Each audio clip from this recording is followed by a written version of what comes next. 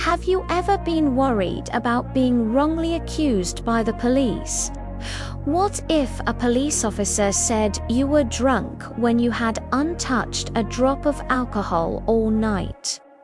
This isn't a hypothetical question.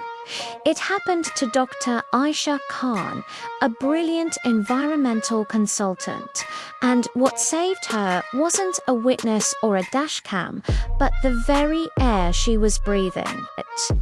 Stick around, because this story will change how you think about justice and technology. Dr. Aisha Khan is the kind of person who lives and breathes her work. She specializes in creating perfectly controlled atmospheres for vertical farms. Think of her as a plant whisperer, but for air. Because her work is so sensitive, she never drinks alcohol. It could interfere with her perception and the delicate balance of the ecosystems she manages. She's meticulous, she's precise, and she always carries a special device called an AuraSense 9000. It's a high-tech air quality monitor that tracks dozens of different gases in the air, down to the parts per million. On the other side of our story is Officer Mark Cole. He patrols a wealthy suburban area and has a reputation for being aggressive with DWI arrests. Rumor has it, he's trying to meet quotas, and a DWI bust in a nice neighborhood looks good on his record. It gives him the probable cause he needs to search vehicles, hoping to find something more. One evening, Dr. Khan is driving home after a long day checking on a lab farm. It's late, and out of nowhere, another car gently bumps her from behind. A classic fender bender, and it wasn't her fault. But the first person on the scene is Officer Cole. He doesn't ask about the accident. He doesn't check if she's okay. He walks straight to her window, leans in, and sniffs dramatically. "I smell alcohol," he says, his voice flat and accusing. "A strong odor of stale beer. Ma'am, have you been drinking tonight?" Aisha is stunned. "No, officer," she replies firmly. "I have not had a drink. I am completely sober." But Officer Cole isn't listening. He's building his case. "Your speech seems a little slurred," he claims, "and your eyes look bloodshot." Of course, her eyes were bloodshot. She'd just spent 12 hours under harsh lab lights.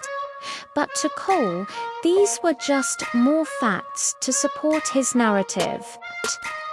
"I'm initiating a field sobriety test," he declares.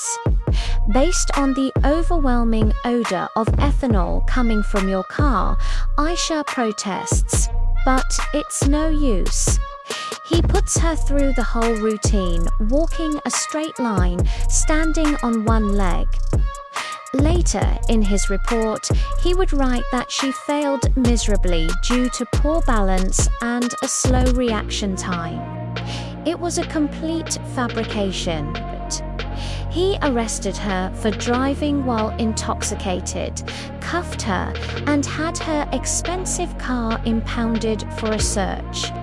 Sitting in a cold detention cell, Aisha felt her world collapsing. A DWI charge could destroy her career, revoking the professional licenses she had worked so hard to earn. She was panicked, distraught, and then a light bulb went off. Her AuraSense 9000.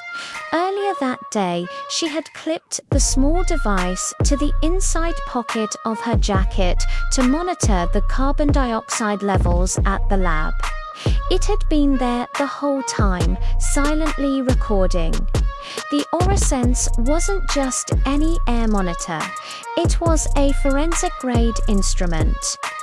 Every 5 seconds, it logged precise, time-stamped readings of all the gases in the immediate atmosphere, including one very specific gas, ethanol, the chemical name for the alcohol in drinks. When her case went to court, Aisha's lawyer did something brilliant. They subpoenaed the manufacturer of the AuraSense for the raw encrypted data log from the time of the traffic stop. The results were explosive. The data was irrefutable. For the entire duration of the stop, from the moment Officer Cole approached her window to the second she was pulled from her car, the ethanol reading was 0.0 parts per million. If there had been a strong odor of stale beer, as Cole claimed, or if Aisha had consumed even a single drink, the incredibly sensitive sensor, located just inches from her mouth, would have detected it. The air itself was her alibi. It proved Officer Cole was lying. But the AuraSense had recorded something else, something even more damning. The data log showed the exact moment. Officer Cole opened her car's trunk to conduct his mandatory search. At that precise second, the sensor detected a sharp, sudden spike in two other chemicals, ammonia and chlorine. Where did these come from? They are key ingredients in powerful industrial-strength cleaning agents. This strongly suggested that Officer Cole's hands or the equipment in his trunk were contaminated. It painted a picture of a sloppy, unhygienic officer who was more interested in finding a reason to search her car than in following proper procedure. In the courtroom, the evidence was presented. The judge looked at the scientific data, time-stamped molecular breakdown of the airand, compared it to the officer's subjective self-serving claims. It wasn't even a contest. The judge dismissed the DWI charges against Dr. Khan with prejudice, meaning they could never be brought against her again. The science had spoken, and it had declared her innocent. The fallout for Officer Cole was immediate. He was placed under a public internal affairs investigation, which focused on his long history of high-pressure arrests based on flimsy evidence. The ammonia and chlorine spike from Aisha's sensor became key evidence, highlighting his reckless and suspicious methods. But Dr. Khan didn't just walk away. She sued the city for wrongful arrest and won. And what she did with the settlement money is the most inspiring part of this story. She started a non-profit foundation. Its mission: to provide affordable, high-precision air quality monitors, just like her AuraSense, to drivers in neighborhoods that are heavily policed. She wanted to turn this everyday technology into a personal forensic shield for anyone who might face a similar injustice.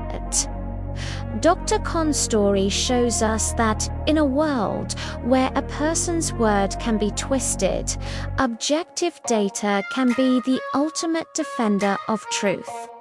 She took a moment of personal crisis and turned it into a movement, empowering others with the same technology that saved her.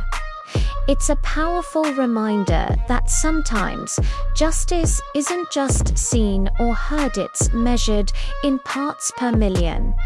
Thanks for watching.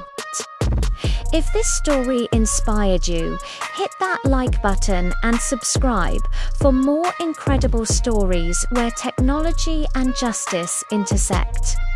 Stay safe and stay curious.